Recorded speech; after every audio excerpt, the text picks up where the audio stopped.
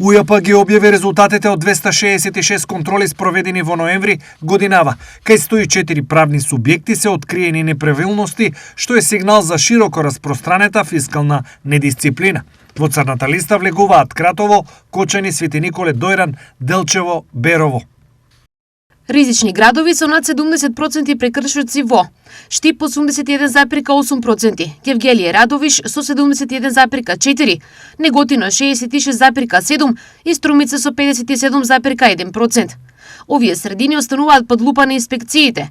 Меѓу 30 и 50% неправилности се забележани во Куманово, Гостивар, Кичево, Охрид, Тетово и Ресен, што покажува дека половина од бизнисите работат по закон, но дека има простор за подобрување. Соопштуваат од УЈП. Помеѓу примерите со подобра фискална дисциплина се Битола, Прилеп, Велес, Кавадарци и Скопје.